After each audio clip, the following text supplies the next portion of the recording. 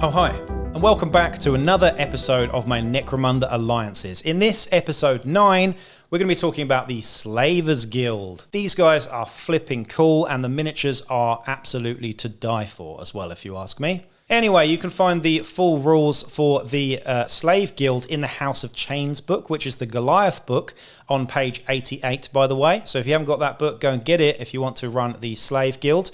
You can also find the models from Forge World, and they are glorious. I absolutely love this one. I've painted them up to the best of my ability, and I was pretty happy with the result. And I did actually use them as the sort of leadership party of an outcast group of pit fighters as well, which was really cool. I'll give you the images of my gang here. Now, the reason why the Slave Guild is in the Goliath book is because they have, of course, a strong alliance with the House of Goliath. What that means is that the first time you have to test the alliance, you don't have to worry about the result. Basically, they are staying with you. The second time you test the alliance, it is as normal on the table and everything. It's worth noting that any gang, whether you're outlaw or law-abiding, can make an alliance with the Slave Guild as well. And if you want to make an alliance with the Slave Guild, there are some benefits and some drawbacks that we're going to discuss now. The first benefit from the Slave Guild is as follows: weapons training. While the gang is allied with the Slave Guild in the pre-battle sequence, they can choose any one of their gang's champions or their gang's leader,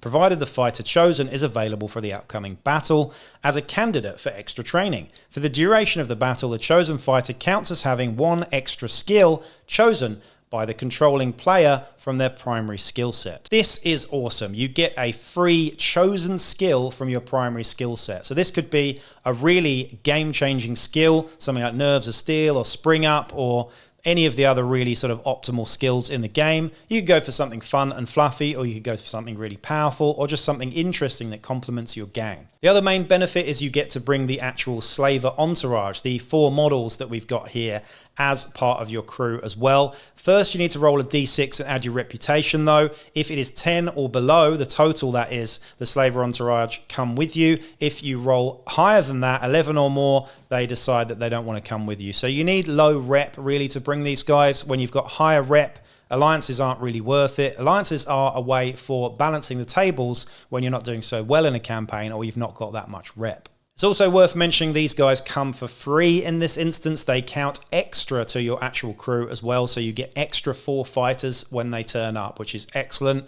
They're 4 very good fighters, well, 3 very good fighters, but we'll go into that in a minute. Now, like any of the alliances, there are usually serious drawbacks. The first drawback here is guard duty, and it is as follows. During the pre-battle sequence, if the gang has the option of choosing this scenario to be played, roll a d6. On a 1, 2, or 3, the gang must choose looters, smash and grab, or caravan heist, or escort mission and take the role of the defender. On a 4+, you can choose any scenario as normal. Instead of rolling the d6, you can choose to do this, but you must test the alliance. Not a bad drawback at all, really. Second drawback is slaves for the pit, and yes, it does sound fairly bad. During the post-game sequence, if a gang has any captured fighters, these must be given immediately to the Slave Guild. The gang can instead choose to keep their captives or sell them to the guilders for credits as normal, but if they do, they must test the alliance. Alternatively, and instead of allowing the captives gang to attempt a rescue mission, the gang may attempt a ransom of half the captive's value, rounded up to the nearest 5 credits, but if they do, then the alliance is immediately broken. Honestly, this is not a bad one at all. I mean, it just means you can't sell your captives to the guilders and stuff. Yeah, as far as drawbacks go, it's really not a bad one. So those are all of the drawbacks so far for the Slave Guild. So they're pretty good so far. Now, aside from the benefits and drawbacks, there are special rules that involve the actual crew of the Slave Guild themselves. And the first one is as follows: a promising fighter. During the wrap-up step of the post-battle sequence, roll a d6 for one randomly determined fighter within the Gang Fighter X special rule, in the gang that the slaver entourage fought for that took an enemy fighter out of action with either a close combat attack or a coup de grace. On a roll of 1, the Chain Lord is impressed by what has been seen and claims that fighter for a career in the fighting pits. The fighter and all their weapons and war gear are immediately deleted from the gang roster. On a roll of 6, the Chain Lord rewards that fighter for the entertaining display of fighting prowess, and the gang immediately adds D3 times 10 credits to its stash. On any other result, nothing happens. I'd say me, this is a drawback, but it's very fun and fluffy and does really, you know, add something to this entourage, I think. It's pretty harsh, though. If you roll one of your better fighters and they are just gone, it's highly likely you won't get any money for them. And this is every game that they come and fight for you as well. So you've got to do this at the end of every game that they come and fight for you. You're going to lose one of your fighters if you're unlucky, unfortunately. But it is, you know, only on a 1, so it's not too bad, really. I'd say overall the drawbacks and special rules for these guys are pretty good, really. They also have the A Band Apart and Here to Help special rules as well. A Band Apart is basically means that if they go out of action, they are just out cold. And Here to Help as well, they are unlike other fighters. They come for free and they are extra to your crew. Now let's look at the actual fighters in question, because this alliance has got some really, really good fighters in it. The first one, the leader, is the Chain Lord, the big fat guy with the axe. This is a perfect looking model, if you ask me. It is so John Blanche. It is ridiculous. I absolutely love this one. Very fun to paint, really, really nice sculpt, and I just love everything. This character exudes just so much confidence. He's awesome. Anyway, his stats are as follows. He's a bit slow with movement 4. He's got weapon skill 3+, so better than average, and a ballistic skill of 6+, which is just god-awful. He's strength 4, toughness 4, though, which is excellent. 2 wounds and initiative 4+, with 2 attacks as well. His mental stats are leadership 7+, cool 6+, willpower 7+, and intelligence 9+, so not the brightest spark here. He's got either a chain glaive or a shock whip and chain axe. Personally, and we'll talk about some of the other fighters in a bit, I would give the chain glaive a miss, because you've got 2 other fighters with chain glaives. Unless you just want to go full chain glaive, it's fine. But I really, really love chain axes, and I actually really love shock whips as well. I think both of them are excellent. The shock whip, of course, has shock. It's also got a versatile range of 3 inches as well. And when you're movement 4, a 3-inch versatile range does really make a difference. The chain axe is also +1 to hit, meaning you're hitting on 2s, with rending, with parry, with +1 strength. It is an awesome, awesome weapon. So personally, I'd go for the 2 weapons, gives you more attacks as well, but just doesn't put out as much damage as, say, the chain glaive would. Now, in terms of skills, he comes with Hurl and Overseer, which are pretty decent skills overall. Hurl has been sort of made slightly better, I suppose, in the modern rules, but Overseer, of course, only extends to the fighters in the entourage. He also comes with Light Carapace Armor for the 4+ save there, which is excellent, a Bio Booster, which is also really nice to have, and a Stim Slug Stash. This guy is absolutely jacked. He's got decent stats, decent weapons, okay skills, and some really good war gear as well. He also counts as a leader. He's got that 12-inch bubble of leading by example, and he's also